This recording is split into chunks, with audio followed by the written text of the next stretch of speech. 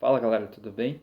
Meu nome é Rodrigo, sou aluno do curso de Bacharelado em Educação Física pela Uninter e esse vídeo faz parte de um trabalho para a disciplina de socorros de urgência. E hoje a gente vai falar um pouquinho sobre a questão da hemorragia. Se você quiser saber um pouquinho mais sobre isso, fica comigo nesse vídeo. Um primeiro fator é entender o que é uma hemorragia. Hemorragia nada mais é do que uma perda de sangue através do rompimento de vasos sanguíneos, que pode ser classificadas em interna e externa. De uma forma simples, hemorragia externa é quando a gente consegue ver o sangue. E já a hemorragia interna a gente não tem essa percepção, o sangue não é aparente. Quando você tem um quadro de suspeita de hemorragia, seja ela interna ou externa, os procedimentos devem começar o mais breve possível para que evite então a perda excessiva de sangue e isso comprometa assim os tecidos do corpo e bem como o sistema nervoso central, que quando isso é atingido pode provocar danos irreversíveis ao acidentado. Sendo assim, você ainda tem alguns recursos para você estar avaliando se o quadro está agravando ou não. Esses recursos podem ser percebidos a partir do momento que a pessoa perdeu aproximadamente 15% do seu sangue. Então ela já começa a sentir alguns efeitos dessa perda.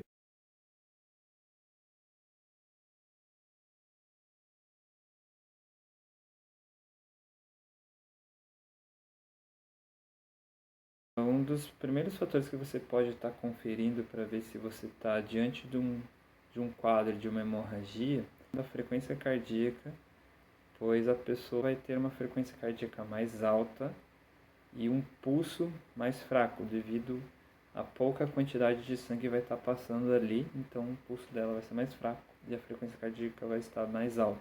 Um outro indício que você pode estar verificando é se a pessoa tem vertigem e frio. Quando a pessoa está perdendo muito sangue, a tendência da temperatura do corpo é abaixar, ficar mais baixa. Então você pode tocar na pele da pessoa para ver se está mais fria e se ela também estiver úmida, pode ser alguns indícios de espineia, que é a dificuldade de respirar. Então a pessoa vai estar lá ofegante, vai ter mais dificuldade de respirar. Então. E por último é a cianose. O que seria a cianose? É o arrochamento das extremidades do corpo, pés e mãos. Tá? Então se ela nota se ela está ficando mais roxa, né, arroxeado, pode ser indícios de que a pessoa está tendo uma hemorragia.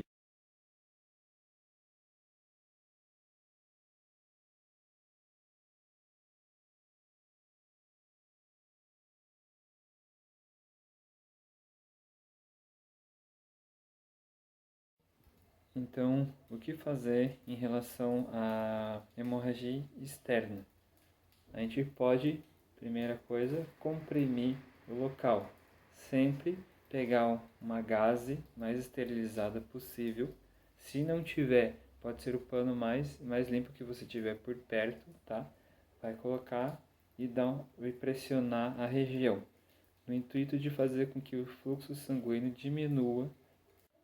Outro ponto importante ainda sobre a questão da compressa direta é você colocar o paninho por cima e se esse pano encharcar você nunca deve tirar, porque você pode atrapalhar o processo de coagulação do sangue, fazendo com que o fluxo volte a retornar.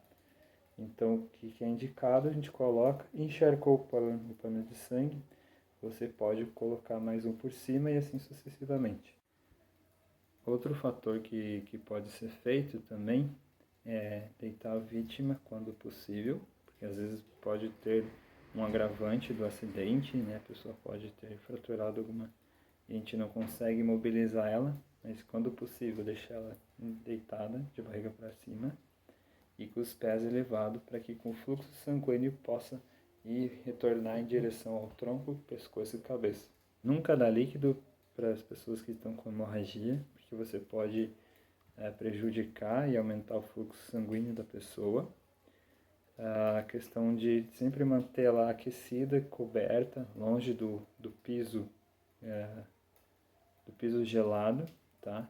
Nunca colocar compressa quente, porque isso vai fazer com que os vasos se dilatem e assim aumente o fluxo sanguíneo, piorando então a situação. Por último, a gente tem a opção do tourniquet, que muitos são a favor, outros são contra, mas tem que ser bem realizado, porque você pode acabar agravando a situação do paciente, porque às vezes pode cortar toda a circulação sanguínea, agravando assim a situação, né, do acidentado.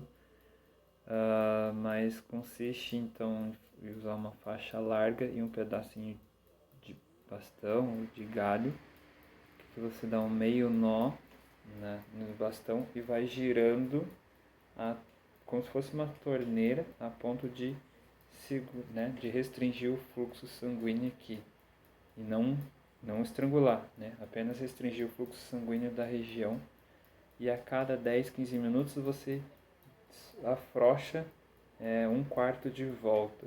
Se você vê que o fluxo, né, não saiu nenhum fluxo sanguíneo, se abre mais 1/4 de volta. Ou se ali você percebeu que ele voltou a sangrar, você retorna e mantém por mais um tempo, até estancar o sangue.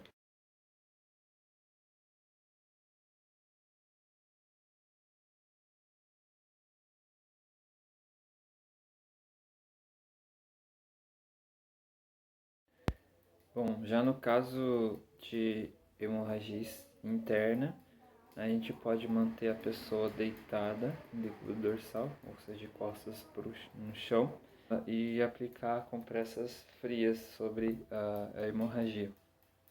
E manter a vítima também sempre parada, não oferecer líquidos para a pessoa, que a gente também pode estar agravando. A gente também tem a hematêmese, que é a perda de sangue por vômito de origem gástrica. Então, devido ao fato de a gente não conseguir comprimir, a gente acalma a vítima, né? Mantém ela sentada e chama o socorro especializado. A gente também tem a hemoptise, que, diferente da hematemese, é oriunda de problemas de doenças de vias aéreas, ou seja, quando isso ocorrer, você também tem que manter a vítima calma até você ligar para o socorro especializado.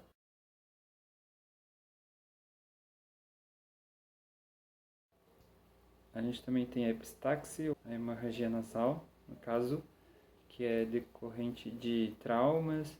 Alguns medicamentos também podem contribuir, e o ar seco também.